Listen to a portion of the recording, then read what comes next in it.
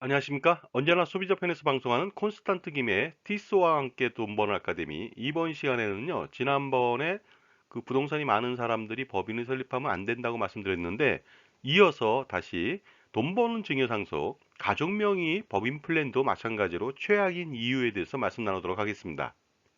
자, 만약에 자녀가 강남이나 서울 지역에 빌딩을 사고 싶다. 그랬을 때 어떻게 하면 좋을까요?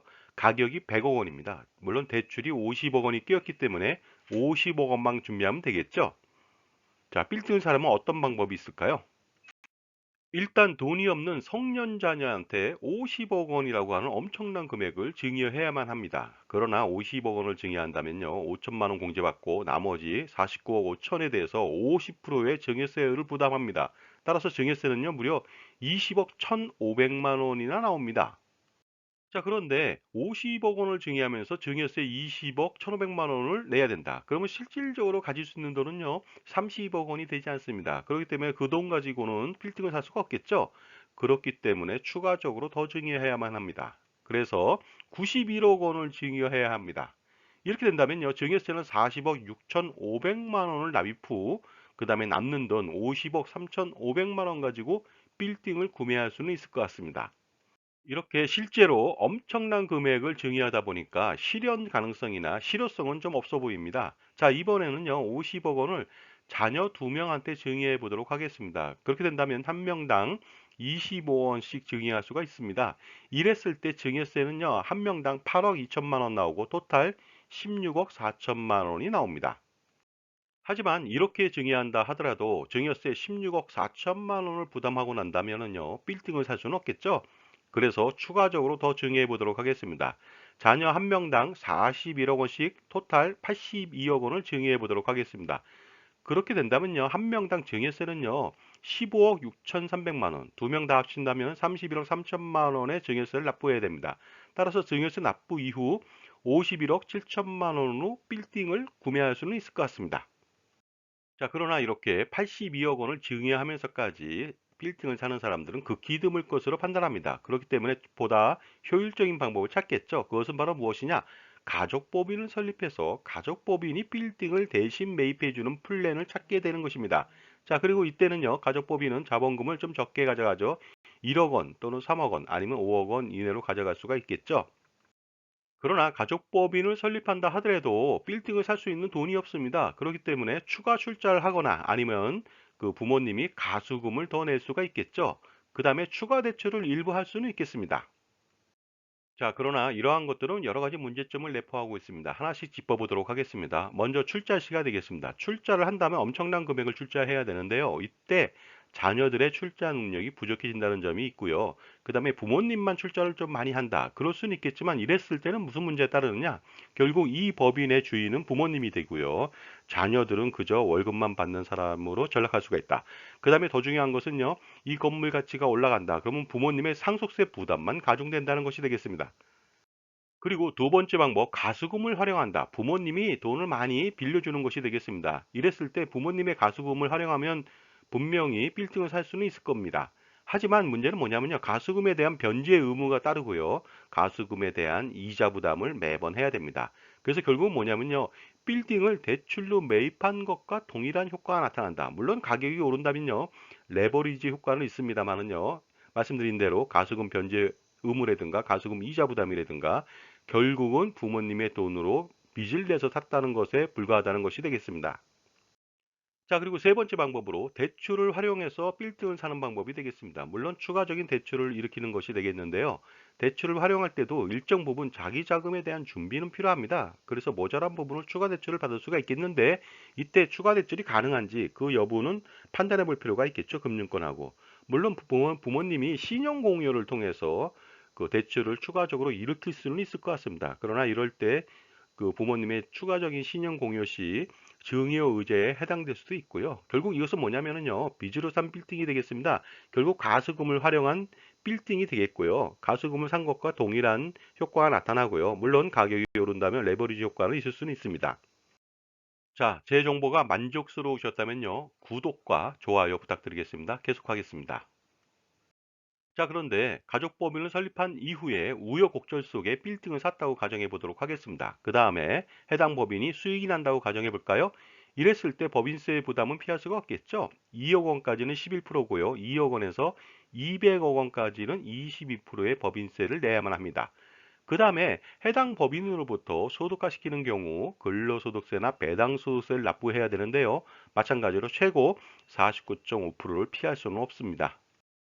그리고 법인의 주식을 전부 다 양도한다. 이랬을 때는요, 주식 양도소득세율 최고 27.5%를 피할 수는 없습니다만은요, 이러한 가족법인 같은 경우에는요, 부동산 과다법인이 되겠습니다. 결국 뭐냐면요, 전체 자산 중에서 부동산 비중이 50% 이상인 법인이 되겠습니다. 이랬을 때는요, 주식 양도소득세율이 최고 27.5%가 아니고 최고 49.5%를 부담해야 된다는 이 점을 유의하실 필요가 있을 것 같습니다. 그리고요, 주식을 양도하지 않고 보유한 부동산을 전부 다 매각할 수도 있겠죠. 이랬을 때는요, 장기 보유 특별공제 30%는 절대로 받을 수가 없고요. 그때 매각 이익에 대해서 또 법인세도 피할 수가 없겠죠. 그 다음에 현금만 가지고 있습니다. 해당 법인이. 이랬을 때 그 현금을 계속적으로 쓰겠다. 장기적으로. 이런 분들도 간혹 있습니다. 굉장히 비효율적입니다. 그리고 혹시라도 현금을 쓸 때도 주식의 비중이 어머니, 아버지께 많다면요. 이것 또한 부모님의 재산이 될 수가 있다는 점도 유의하실 필요가 있습니다. 자, 결론적으로 말씀드리자면요. 가족법인을 통해서 빌딩을 매입한다. 이것은요, 부모님의 자금을 활용해서 빌딩 매입 후 매매 차익은 얻을 수는 있을 것 같습니다. 하지만 어떻습니까? 부모님의 상속세 부담은 지속적으로 가중된다. 결국 뭐냐면요. 사전 증여 전략이 훨씬 더 유리하지 가족법인을 설립해서 빌딩 사는 것은 그다지 효율적이지 못하다는 뜻이 되겠습니다. 자, 그렇다면요. 그 가족법인을 설립해서 빌딩을 사는 방법 외에 보다 효과적인 방법은 없을까요? 있습니다. 그것은 첫 번째, 창업자금 증여 특례를 활용하는 것이 되겠습니다. 창업자금 증여 특례라고 하는 것은요, 자녀 1인당 30억 원, 아니면 50억 원을 증여할 수 있고요. 자녀 2명이면 60억 원, 아니면 100억 원까지 증여할 수가 있는데, 이때 5억 원을 공제받고 나머지는 10%의 아주 저율의 증여세만 내면 되거든요. 그래서 그 돈을 가지고서 보관 창고업을 창업하고요. 토지를 매입하고 창고 건물을 신축한다면 아주 효과적이 되겠죠.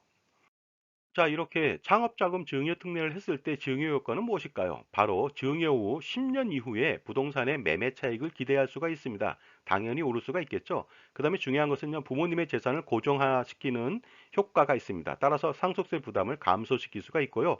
그 다음에 그 창업자금 증여 특례 말고 추가적인 증여로 상속세 부담을 거의 해소하거나 줄일 수 있는 방법이 또 병행될 수가 있다는 점이 장점이 되겠습니다.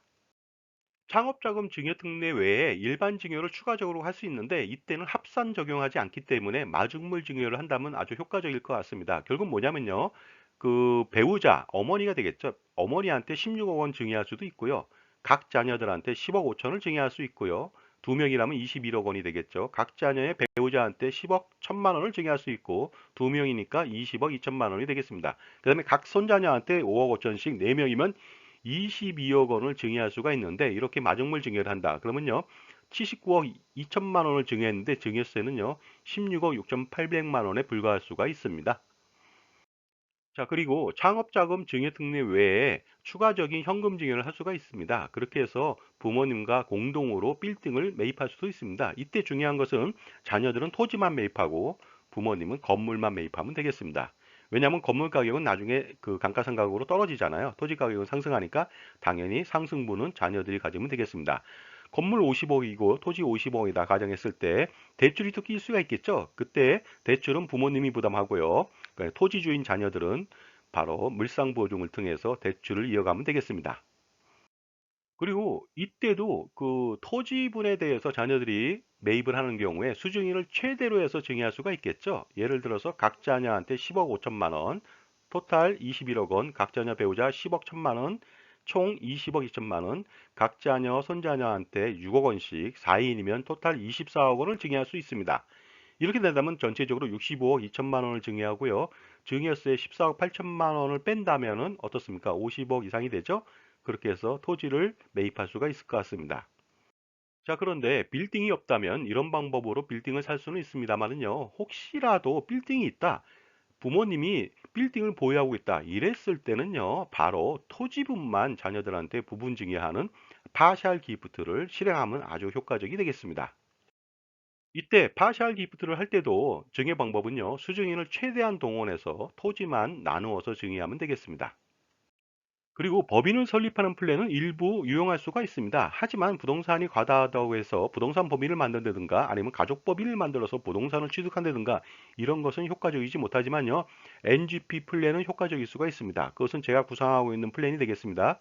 NGP라고 하는 것은요. Next Generation 플랜이 되겠습니다. 다음 세대를 위한 플랜이 되겠죠. 이것은 뭐냐면요. 결국 자녀들과 함께 부모님이 투자법인을 설립한 다음에 함께 운영하는 플랜이 되겠습니다. NGP 플랜을 했을 때 법인을 설립한다면 지분 분산을 먼저 해야 되겠죠. 따라서 부모님 지분은 최소화시킵니다. 뭐 예를 들어서 10%, 그다음에 자녀들의 지분은 약 90% 정도를 가져가죠. 그렇게 해서 부모님의 가수금이나 아니면 전환사채를 활용해서 효과적으로 NGP 플랜을 실행할 수가 있을 것 같습니다. 그리고 NGP 플랜에서 법인은 투자 활동을 합니다. 투자처는 여러 가지가 있겠죠. AI 투자라고 해서 기존에 말씀드렸던 미술품 렌탈 투자를 통해서 연 8% 아니면요. 부동산 간접 투자를 통해서 연 30%를 기대할 수 있는 투자 활동을 지속한다. 이랬을 때 투자 수익이 법인의 잉여금으로 관리가 될 수가 있습니다. 결국 뭐냐면요. 잉여금이 많다는 소리는 최대 주주인 자녀들의 자산화가 됐다는 뜻이 되겠습니다. 그리고 NGP 플랜에서 그 부모님의 지분이 좀 있지 않습니까? 그렇기 때문에 법인에서 부모님을 위해서 크로스 플랜을 실행할 수가 있습니다. 결국 뭐냐면요. 부모님의 상속세 재원을 만드는 플랜을 대신할 수 있는 장점이 있다는 뜻이 되겠습니다. 자, 부모님을 위한 크로스 플랜의 장점은 무엇일까요? 바로 이것이 되겠습니다. 법인에서 종신보험을 가입합니다. 물론 부모님을 피보험자로 활용하면 되겠죠. 대부분 이런 방법들은요, 미국 자산가들이 활용하는 방법이 되겠습니다. 결국 뭐냐면요, 법인이 계약자 수익자가 되고요. 아버지 어머니가 피보험자가 되면 되겠습니다. 이렇게 종신보험을 가입했다. 그러면요, 효과가 세 가지가 있습니다. 첫 번째는요, 법인은 납입보험료에 대해서 비용 처리가 가능하다. 그러면 법인세 절세 효과가 있고요. 납입보험료를 적립할 수가 있다. 이랬을 때 적립금을 법인이 운용 가능하고요. 그 다음에 마지막으로 유사시에 미래의 상속세 재원으로 활용할 수 있다는 그런 장점이 있겠죠. 그렇게 해서 종신보험을 가입합니다. 그래서 만약에 부모님 각각 상속세 20억 원을 준비한다. 이랬을 때 50대 중반 기준으로 뭐 아버지 같은 경우에는 월 한 800만 원 내외, 그 다음에 어머니 같은 경우는 600만 원 내외로 법인을 납부한다면요. 물론 20년 납이 되겠습니다. 그 부모님들의 20억 원씩 상속세 재원은 법인이 만들어 줄 수가 있습니다. 자, 그렇다면요. 크로스 플랜 구체적으로 알아보도록 하겠습니다. 법인이 계약자 수익자고요. 피보험자는 아버지, 그 다음에 피보험자는 어머니, 각각 두 건을 가입하면 되겠습니다. 그리고요, 여기서 나온 사망보험금으로 상속세 제한을 만들면 되겠고요. 이때 법인의 정관을 정비할 필요가 있겠죠. 임원 퇴직금 규정이라든가 위로금 규정, 상여금 규정 같은 경우는 정비할 필요가 있을 것 같습니다. 결국 뭐냐면요. 그 법인 운영 시에는 피보험자로 CEO나 배우자는 어머니가 되겠죠. 이사로 등재하면 되겠습니다. 그렇게 해서 가입을 시키고요. 퇴직 시에는 퇴직금이나 상여금, 배당금 등으로 계약을 이전시키면 되겠습니다. 그렇게 해서 각각 크로스로 이전했을 때 상속세 재원으로 활용할 수가 있을 것 같습니다. 자, 이렇게 크로스 플랜은 법인이 20년 동안 법인에서 엄마 아버지를 위해서 상속세 재원을 만들어 주다가 나중에 계약자 수익자를 변경을 하죠. 어떻게 변경할까요? 그 피보험자가 아버지인 경우에는 어머니가 계약자 수익자로 바꾸면 되고요. 피보험자가 어머니인 경우에는요. 계약자 수익자가 바로 남편인 아버지로 바꾸면 이랬을 때 어떻습니까? 계약자 피보험자 다르다 보니까 사망 시에 보험금은 전액 다 비과세로 받을 수가 있습니다. 자, 이렇게 해서 계약자를 변경하면요. 나중에 아버지가 돌아가셨다. 그러면 계약자 수익자가 어머니잖아요. 따라서 보험금은 비과세로 어머니가 받아서 상속세를 연대납세 의무에 따라서 전액 다 어머니가 대납하면 되겠습니다. 그리고요. 아버지가 돌아가셨으니까 밑에 계약, 어머니를 위한 계약은 아버지가 계약자 수익자잖아요. 이때 계약자 수익자를 자녀로 바꿔줍니다. 물론 이때 상속세는 나오겠지만은 그것은 위에서 어머니가 대신 다 납부했으니까 자녀들은 출혈 없이 바로 그 계약을 가져가게 되는데요. 나중에 자녀들이 계약자 수익자 된 상태에서 어머니가 돌아가셨다. 그러면 당연히 자녀들은 비과세로 보험금을 수령하고 어머니 상속세를 다 내고 어머니의 재산을 고스란히 받을 수가 있을 것 같습니다. 자, 다음 동영상에서는요. 그 부모님 토지 위에 자녀 명의의 빌딩을 신축하는 부분에 문제가 있는 것에 대해서 다루겠습니다. 그리고요, 제가 지금 말씀드렸던 NGP 플랜, Next Generation 플랜이라고 하는 것을 구체적으로 안내해 드리도록 하겠습니다. 상속 증여에 있어서 최악의 컨설팅은 최악의 손해를 부릅니다. 그렇기 때문에 최악의 컨설팅은요, 반드시 최상의 컨설팅으로 바꾸려는 노력이 필요하겠죠. 그러다 보니까 여러분들은 효과적인 최선의 컨설팅을 위한 선택을 할 수가 있습니다. 자, 그래서 전문가에 의해서 컨설팅을 받을 수가 있는데, 이때 전문가라고 한다면요, 당연히 전문 지식과 다양한 경험하고 그 자신만의 독특한 솔루션이 필요하겠죠.